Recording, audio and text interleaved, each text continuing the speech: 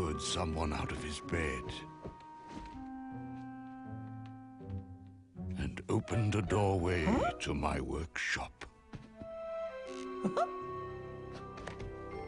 I do not know if the mirror was being mischievous or malicious.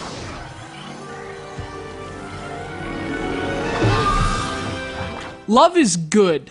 And I've been told love is kind, but love is also dangerous. The problem with opening your heart to something is you also open the possibility for it to be broken. Everyone who loves video games has had one break their heart, and for a lot of Nintendo fans, this is one of those games. They'll tell you it's a game that failed to meet high expectations. It's a game with a lot more lowlights than highlights. It's a game that swung and missed when its system needed a home run. It's a game called Super Mario Sunshine! Woohoo! Well, it's nice of Mario to interrupt there, but he's right. The Nintendo Icon's 2002 GameCube debut is eerily similar to his Disney counterpart's epic Wii release, both in terms of its design and gameplay, as well as its reputation among gamers.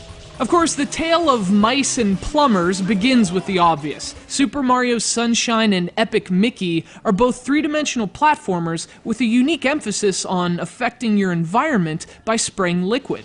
Mario's water pack was a permanent power-up that allowed him to cleanse his surroundings of a viscous paint, and Mickey's brush allowed him to erase and repair entire sections of his world with both paint and thinner.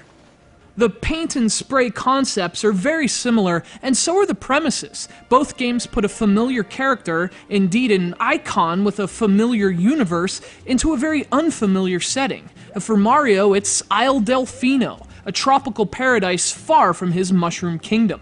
Mushrooms and Goombas are replaced with palm trees and sunsets, an aesthetic you wouldn't normally associate with any plumber, let alone Mario.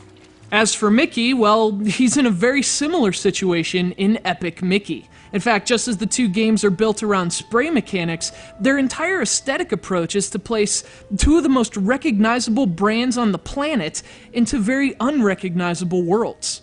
The design similarities between Sunshine and Epic Mickey also carry over into the situational as well. Speaking of aesthetics, these are two of the most beautiful games on their platforms, each pushing the hardware to achieve graphics and effects that others never even tried. And what's especially interesting here is that, for all their visual similarities, the games also contrast each other beautifully, with Sunshine's bright colors and sunny beaches serving as the heaven to Epic Mickey's dark and twisted hell.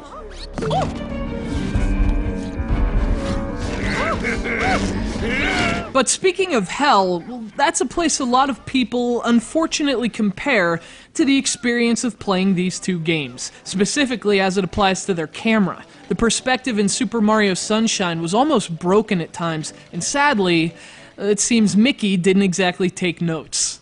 So for all the amazing and genuinely inspired ideas in their design, a shockingly similar broken camera often leaves those ideas in the dark.